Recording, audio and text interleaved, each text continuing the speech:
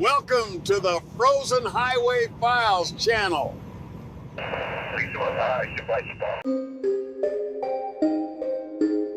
Today, you're going to hear a story I've received from a veteran truck driver. Pay close attention. This warning is very important. It's very necessary that you watch this video. If you've driven the stretch of Highway 16, that black ribbon slicing through the guts of British Columbia, you know the forests there don't just surround the road, they consume it. They are a dark, wet, relentless organism, and the road is just a scar on their hide. We call it the Highway of Tears, not just for the missing women, but because the land itself weeps for those it keeps. I ran that route for 15 years, hauling everything from lumber to liquefied natural gas, and I learned the rules of the North Country early. Keep your diesel tank full, your CB radio on, and your foot heavy. But the most important rule, the one carved into the soul of every driver who's seen the true darkness of those woods, is this: you do not stop your rig. Not for snow, not for thirst, and certainly not for silence. If you hear the shudder of air brakes when no other vehicle is around, if you feel the massive, deliberate hiss of pressure escaping the tanks, that sound is a promise of silence, the kind that swallows you whole. And the only place where that promise is kept without fail is in the interior of BC, where the map turns green and the reality turns thin and vicious. It was mid-October, the kind of cold that doesn't just lower the temperature, it leaches the heat straight out of your bones and keeps it. I was hauling a load of raw timber west toward Prince Rupert. The sky was the color of old pewter, and the last sliver of weak sunlight had bled out hours before. The rig, a 12-speed Kenworth, smelled predictably of stale coffee, burnt oil, and the constant faint antiseptic pine scent that only comes from deep woods logging. I remember staring into the blackness through the rain-streaked windshield. The beams from my headlights didn't penetrate the tree line. They just bounced off a wall of wet spruce and cedar that seemed to lean in over the pavement. You get used to the oppressive nature of it, that constant feeling that you're rolling through a tunnel carved into something ancient and indifferent. I had been driving for 8 hours straight, pushing hard, trying to make my delivery window. Fatigue was setting in, a heavy blanket pulling down on my eyelids. I was debating pulling over at the next established way station just for 20 minutes when the truck decided for me. It wasn't a flat tire or a broken axle. It was the engine, a sudden deep throb, a stumble in the rhythm of the massive Cummins diesel that felt like a skipped heartbeat. Then the whole rig started to drag, like some vast, unseen hand had clamped down on the trailer wheels. The electronic dash display flashed a cryptic, maddening, engine power reduced warning. The orange light a mocking ember in the deep dark. I fought it for a minute, flooring the accelerator, trying to bully the metal into compliance. But the truck was insistent. It was dying. I had no choice. I searched frantically for a pull-off. Nothing. Just the sheer, uncompromising wall of trees. Then, through the dense rain, I spotted it. A narrow, unmarked logging access road, barely a path, almost completely obscured by wet brush, marked only by a faded, rust-eaten no trespassing sign that had been shot through at least 3 times. I eased the rig over the shoulder, the enormous tires crunching over loose shale and mud. The second I killed the engine, the silence hit me like a physical blow. It wasn't just the absence of the engine noise, it was the absence of everything. No wind through the canopy, no crickets, no distant hum of civilization. Just the rhythmic tick tick-tick of the cooling metal contracting under the hood, and the faint, unsettling drip of water from the trees. I sat there, frozen, gripping the steering wheel. My heart hammered against my ribs, not from the mechanical failure, but from the sudden, profound knowledge that I had violated the cardinal rule. I had stopped, and I had stopped in the middle of it. I reached for the CB radio, flipping the squelch switch. Just static, thick, hissing static, but laced with something else. It was too low to be distinct, too rhythmic to be random white noise. It sounded like whispering, or maybe wet breathing, drawn out over a long frequency. I quickly slammed the handset back into its cradle. I pulled out my flashlight, a heavy-duty tactical model. My hands were shaking, and I cursed myself for the cheap coffee jitters. But it wasn't the caffeine, it was the air itself. It felt heavy and cold, not just physically, but spiritually. It smelled of decay, of wet moss and ancient deep earth minerals. But underneath that, there was a sharp coppery tang, the smell of old dried blood that the dampness seemed to awaken. I needed to check the engine bay. I hesitated, looking into the sleeper cabin behind me. The only light inside was the pale green glow from the dash. It offered no comfort. I swung the heavy door open. The metallic slam echoed unnaturally loud in the void. Stepping down onto the rough ground, the cold immediately seeped into the thin leather of my boots. The ground was spongy with pine needles and deep, undisturbed mud. I aimed the flashlight beam toward the undercarriage, looking for an obvious fault. A loose sensor wire, perhaps, or a cracked fuel line. What I found was nothing. Mechanically, the Kenworth looked perfect. The belts were tight, no fluids were leaking, and the electrical connection seemed sealed. It was running fine moments ago, and now, mysteriously, it was perfect again. This realization only amplified the dread. It wasn't the truck that had failed. It had been stopped.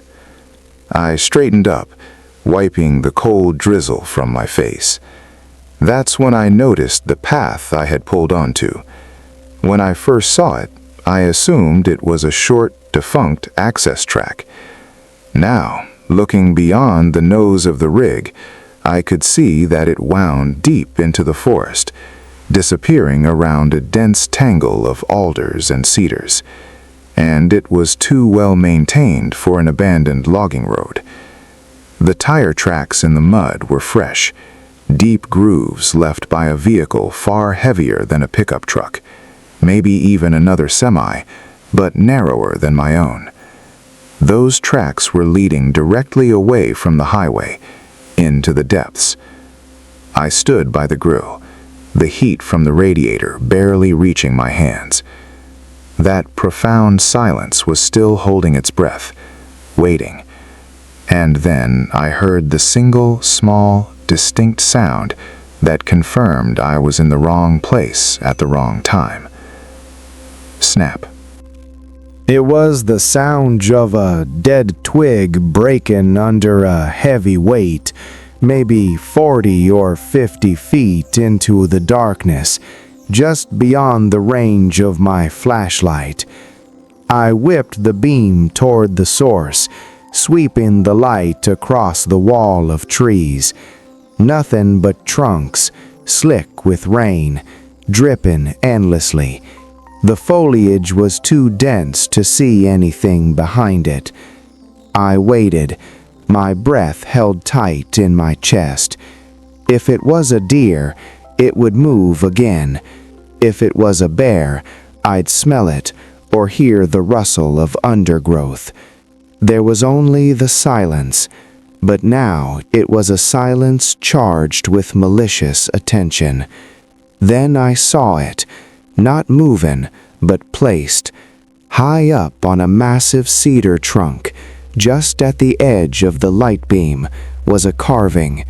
It wasn't the typical drunken etching of initials or a date. It was a symbol, a rough circle with 3 parallel lines radiating from the bottom, a design I vaguely recognized from a forgotten history documentary about native territorial markings, but this one felt wrong, corrupted. And stuck right beneath the symbol, jammed into the wet bark, was something pale and fibrous. I took one step closer, squinting against the rain. The fibrous material wasn't bark or wood. It was matted, coarse, and strangely uniform. As I moved the light closer, the coppery smell intensified, and I realized what I was looking at. Hair. Not animal hair. It was too long, too dark, and too meticulously woven into the bark. It looked like human hair, black as oil, tightly braided into a macabre knot and affixed right under the tribal marking. I stumbled back against the Kenworth's enormous front tire, the cold rubber shocking against my arm. I looked down the dark, muddy track. Those fresh, heavy tire tracks were not turning around. They were leading whoever made them and whatever was following them deeper. And those trucks, judging by the depth of the ruts, were carrying something incredibly heavy, something that was leaking. The mud near the tires was disturbed, not just by water, but by a thick, nearly black residue. It coated the wet pine needles, giving the whole scene a slick, obsidian sheen. I knelt down, ignoring the cold, touching the slime with a trembling finger. It wasn't oil. It was viscous, odorless, and strangely lukewarm. It stained my finger a deep, permanent purple black. And there were footprints leading out of that sludge, small, narrow tracks that looked less like a boot and more like a foot, a bare, elongated foot, dragging slightly at the heel. I scrambled back to the cab, slamming the door and locking it with a desperate, frantic click. My mind screamed at me, "Go, drive, get out." I hit the ignition. The powerful engine roared to life instantly, flawlessly, as if mocking my panic. The dash light was off. The engine was running perfectly. I threw the truck into gear, my heart pounding a violent rhythm against the leather seat. I went to pull away, to yank the rig back onto the highway of tears and disappear into the night. But as my headlights swung across the entrance to that logging path, I saw it, just for a second. Right where the narrow path met the main road, the tree line seemed to shift. It wasn't a shadow cast by the headlights. It was too tall, too gaunt, too perfectly stationary. And I realized why the silence was so profound. It wasn't just the absence of noise. It was the active, terrifying suppression of it. I saw the thing's reflection in the massive chrome bumper, distorted slightly by the curve, but unmistakable. It was skeletal, elongated, standing right at the edge of the light. Its shape was too thin to be human, its limbs too long to be anything natural. Its skin, reflecting the truck's light, seemed sickly pale and wet, like something that had been submerged for a very long time. And its head, it was tilted. Tilted at an angle that confirmed it was observing me, watching me try to start my escape, calculating the distance. I slammed the air brakes back on, the loud shuddering hiss of the pressure release echoing through the cold cab, the same sound that promises silence. I didn't stop because I was tired. I stopped because something had made the truck stop. And now I was locked inside 200 tons of metal, staring down a path that led to something that should not exist, knowing that whatever had left those fresh footprints and that dark stain was standing right there, waiting for me to make my move. I should have never left the highway. I should have never stopped my rig in those woods. I was utterly alone, miles from help, and the shadow of the thing in the reflection was starting to move, slowly, deliberately, towards my cab. The second I saw it shift its weight, I knew that the silence was about to break in the most horrible way imaginable. This silence that fell when I finally killed the engine was heavier than the load of lumber behind me. It wasn't the welcoming, restorative quiet of a safe rest stop. This was the absence of sound, a vacuum that pressed against the eardrums, immediate and hostile. Out here, deep in the Kootenays, where the signal dies and the trees are so thick they blot out the historical memory of the sun, silence isn't a peace, it's a prelude. I had justified the stop with exhaustion, the tremor in my hands that made the steering wheel feel slick and untrustworthy. But deep down, the real reason was the absolute, impenetrable blackness surrounding the rig, swallowing the high beams whole. It felt like driving into a well of oil. The air in the cab instantly began to cool, drawing the moisture out of the stale air. I could smell the sharp, ancient tang of spruce and wet earth, but under that, something else, thin and metallic, like old blood spilled on cold steel. I tried to focus on the rhythmic clicking of the engine cooling down, a mechanical heartbeat slowing, but even that familiar sound seemed muffled, absorbed by the forest's hungry quiet. I told myself, it's just the trees, Frank. It's just the isolation playing tricks. I'd seen a lot of weird things in 3 decades on the road. Shadow people, false lights, even the occasional ghost hitchhiker reported on the CB. But this feeling was different. It wasn't supernatural. It was predatory and acutely physical. I rolled down the passenger window just a crack, seeking air, hoping to dilute the oppressive atmosphere inside the sleeper. The rush of cold air brought with it the sound I had been dreading. The forest was not quiet.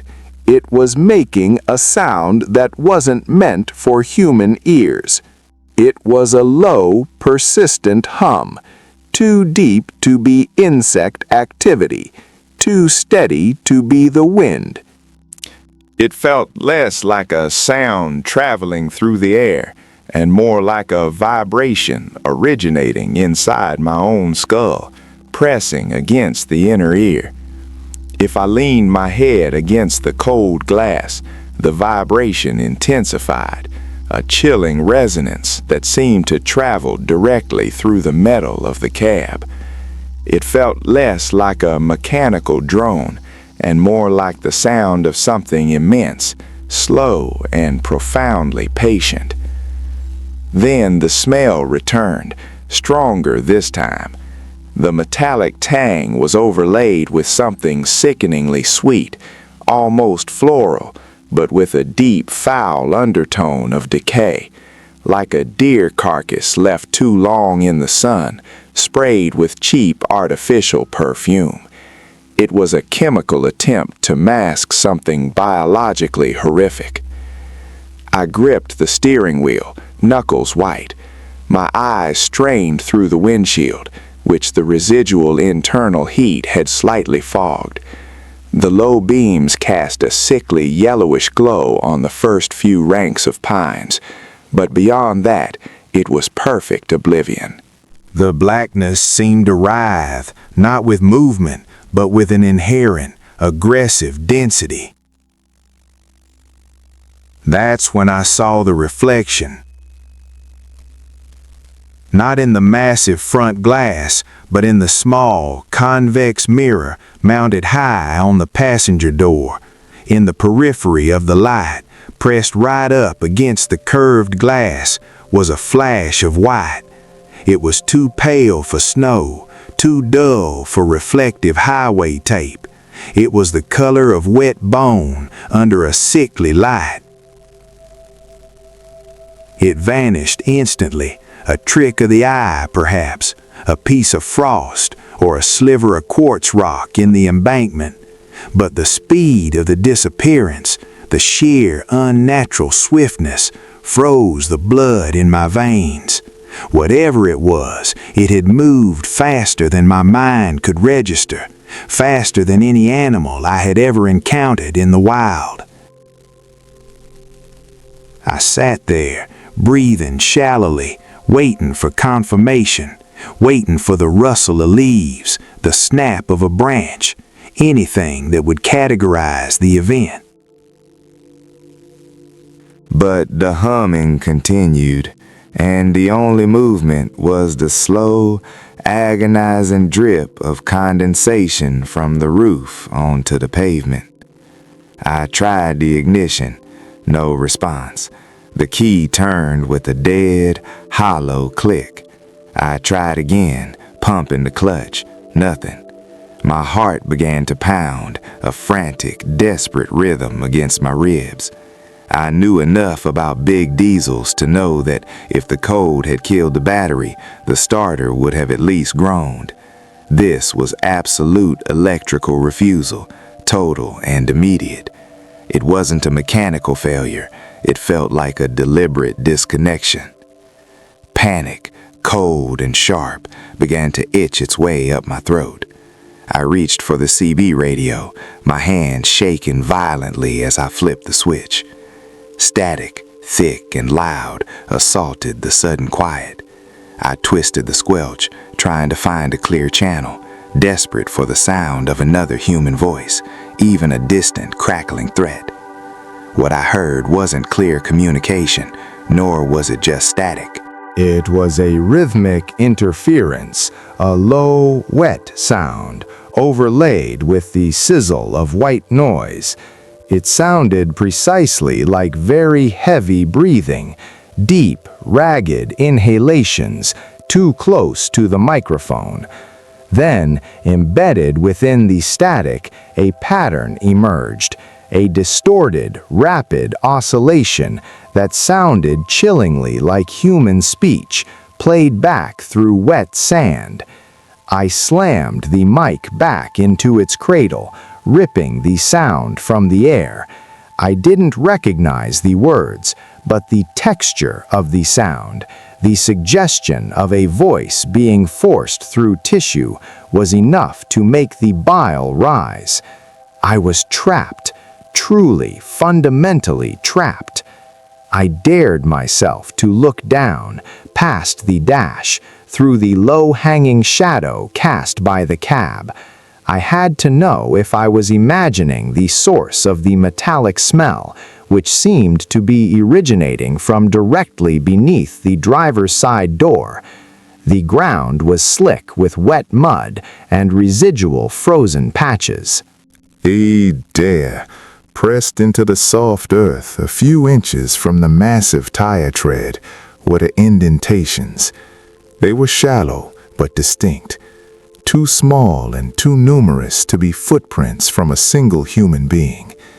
They weren't claws. They didn't have the sharp canine puncture. They were more like the imprint of dozens of tiny, wet digits.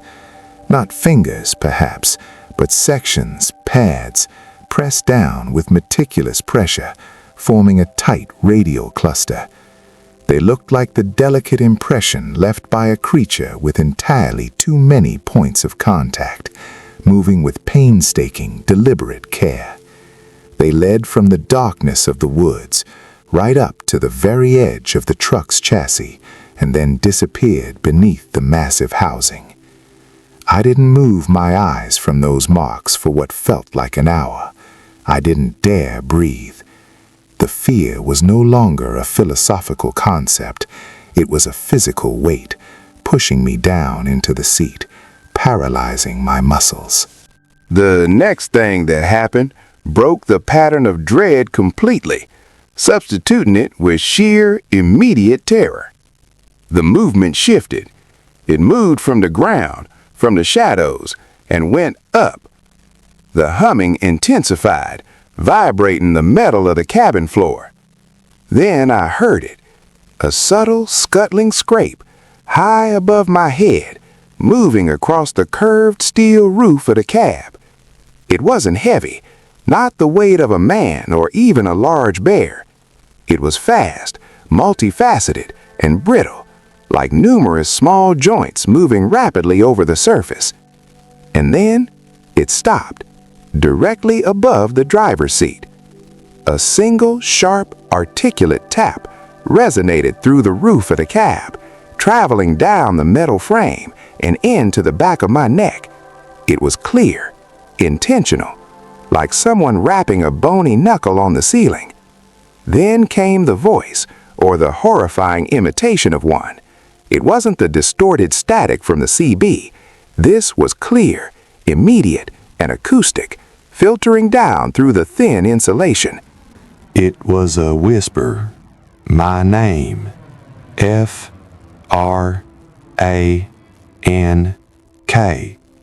But the way it was delivered made the sound itself seem impossible. The syllables were elongated, stretched too thin, and pronounced with an uncomfortable dryness, as if the tongue forming the sound was too long for the mouth. It wasn't a question or a greeting. It was recognition, delivered with the casual curiosity of a scientist examining a specimen he was about to dissect. I squeezed my eyes shut, pressing my head back against the thin padding of the seat, trying to deny the auditory proof. The air in the cab, already cold, seemed to drop another 10 degrees. I opened my eyes again, slowly, and looked toward the driver's side window, the window that was only inches from the entity now residing on the roof. The glass began to fog, not from the inside, from my breath, but from the outside. Something was exhaling against the cold glass, close enough and wet enough to create a rapid, blurring patch of condensation that smeared the view of the side mirror.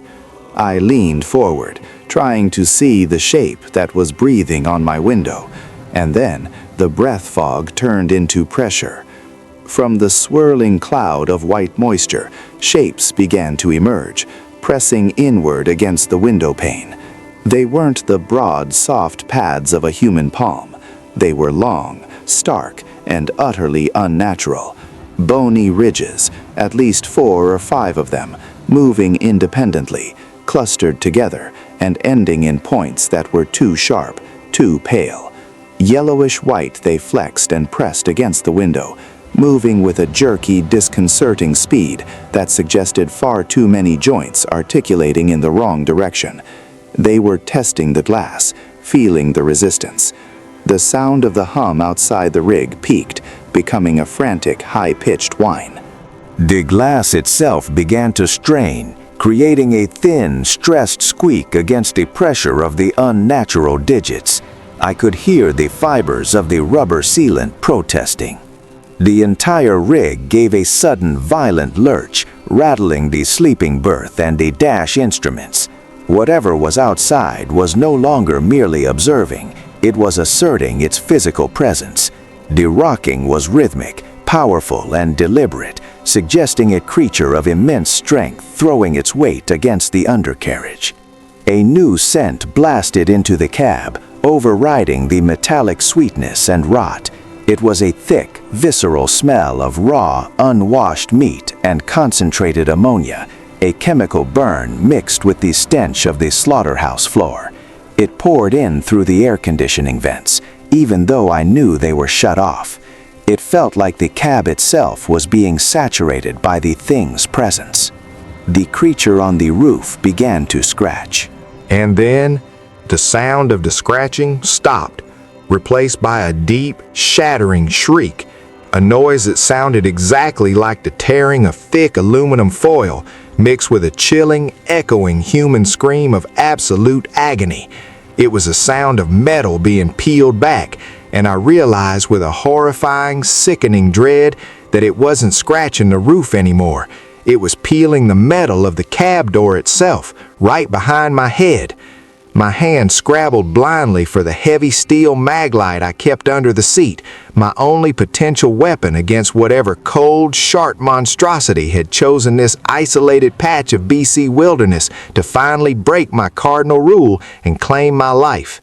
I was pinned, surrounded by sound, smell, and the horrifying silent knowledge that whatever was pressing its elongated, searching limbs against my window knew my name. The pressure on the window intensified one last catastrophic time. The glass groaned, then cracked, a thin spiderweb appearing right where the central cluster of pale digits was pressed. The air from the woods rushed in, freezing and smelling of death and pine, bringing with it the horrifying proximity of the entity. I couldn't run, I couldn't drive, I could only wait for the glass to shatter completely, revealing the full horror of what was waiting on the other side of my thin metallic cage. And I knew, with a certainty that chilled me deeper than the BC winter, that if I survived the night, I would carry the sound of my name, whispered from the roof of my rig, for the rest of my miserable existence. They knew I was here, they knew my name, and they were finally, painstakingly, coming for me. The airlock hissed, not the sound of engine vacuum or pneumatic failure, but something internal, pressurized and sickeningly wet. I don't know how long I had been frozen, gripping the wheel, sweat slicking the worn leather to a disgusting cold paste. Minutes? An hour?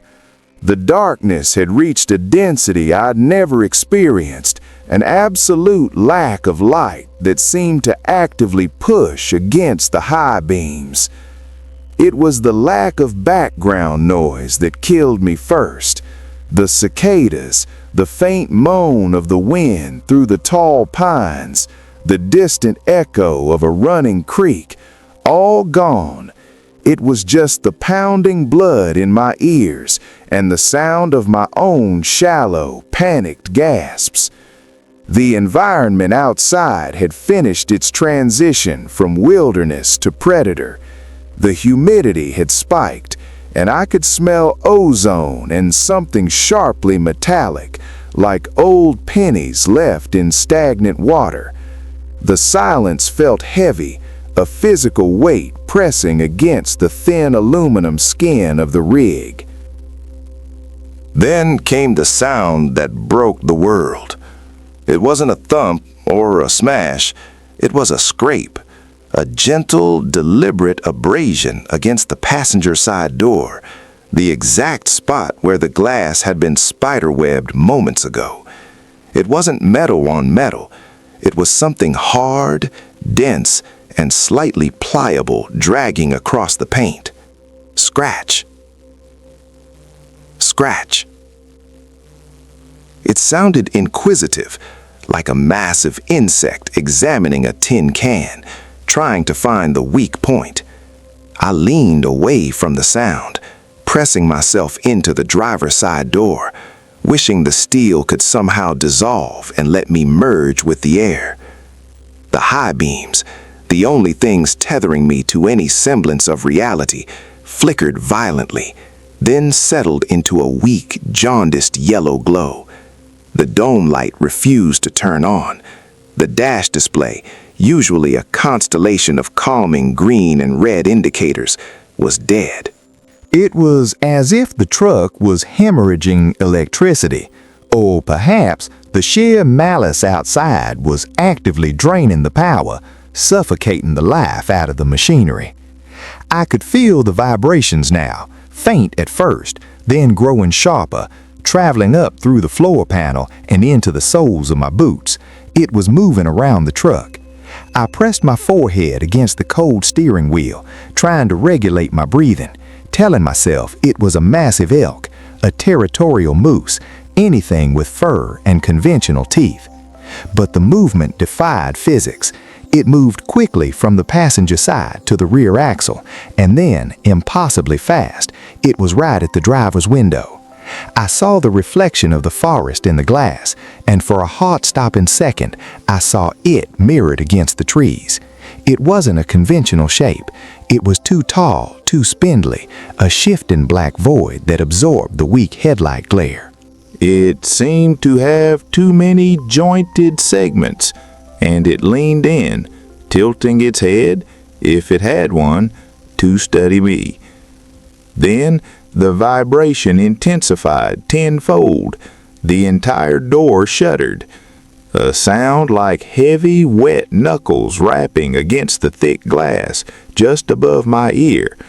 Thud, thud, thud. Slow, measured, deliberate. Not angry, but calculating. I reached for the CB radio microphone, my hand shaking so violently I nearly dropped it. I flipped the switch, but the static was deafening. A roar of white noise that sounded less like electrical interference and more like 1,000 whispers screaming through a hurricane. I slammed the mic back into its holster. My gaze was locked on the small gap between the door frame and the glass. I watched in fascinated horror as a pale, fibrous strand, glistening with moisture, was slowly, meticulously inserted into the seam. It was thick, like fishing line, but with a slight, continuous spasm, twitching as it probed the gap. The temperature plummeted. The interior of the cab now smelled intensely of cold river mud and chlorine. My muscles seized. I couldn't move, couldn't scream, couldn't even blink. I was trapped in a box of steel and glass, waiting for the key. Then the strand was withdrawn. The rhythmic knocking stopped. The silence returned, more absolute than before, punctuated only by my own heart trying to jackhammer its way out of my chest. And that's when the pattern broke. The primal panic was replaced by a sterile, freezing psychological terror. A sound came from just outside the window, a wet, clicking suction noise, followed by an utterance. It wasn't the roar of a beast, it was a voice. It sounded like dry chalk scraping slate, layered over the grinding of rusty gears. It was too close, too articulate, yet entirely wrong. It repeated a simple, chilling human phrase, a phrase that mocked my entire existence. Need? Assistance? The inflection was synthetic, devoid of warmth or understanding, but the words were clear. It knew what I was. It knew I was a trucker, often needing roadside help. It was baiting me. I pressed harder against the door, trying to make myself smaller, trying to become invisible. I shut my eyes, uselessly, as if closing my eyelids would stop the things I'd already heard.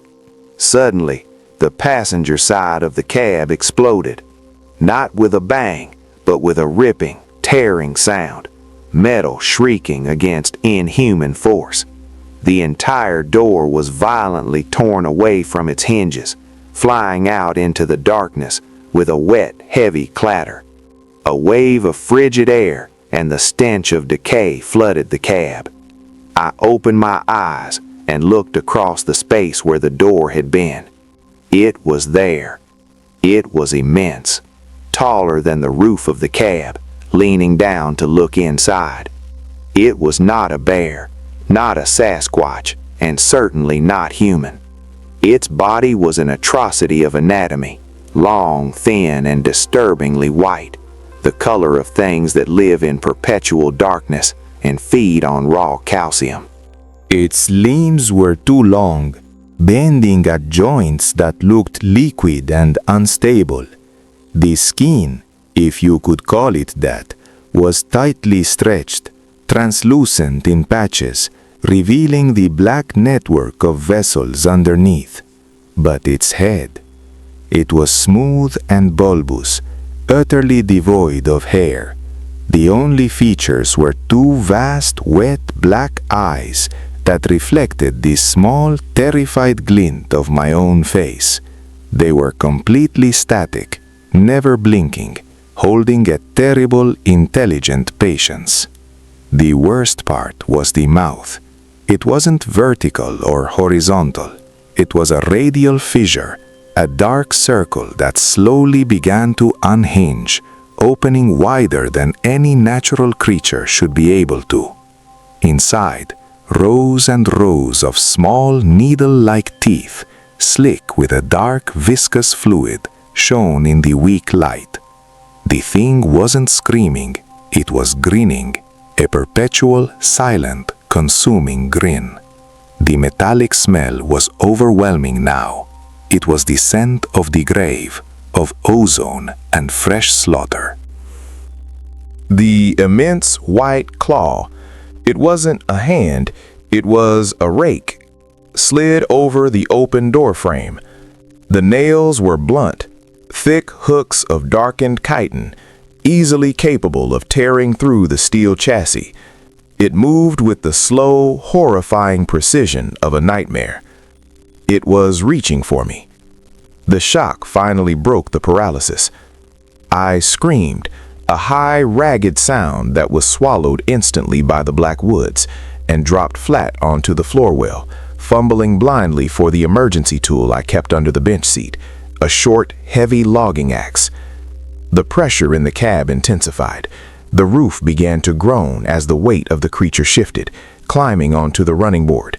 Its presence was a suffocating pressure, like being dragged deep underwater. I found the axe handle, my frozen fingers barely able to close around the rubber grip. I didn't try to aim for its head. I knew that was useless. I aimed for its connection to the truck. With a desperate cry of sheer terror, I swung the axe upward, blindly aiming for the mass that was now pressing into the driver's seat space. The sound was dull and sickening, not the sharp crack of striking bone, but the squish of dense, gristle-like tissue. The thing hissed.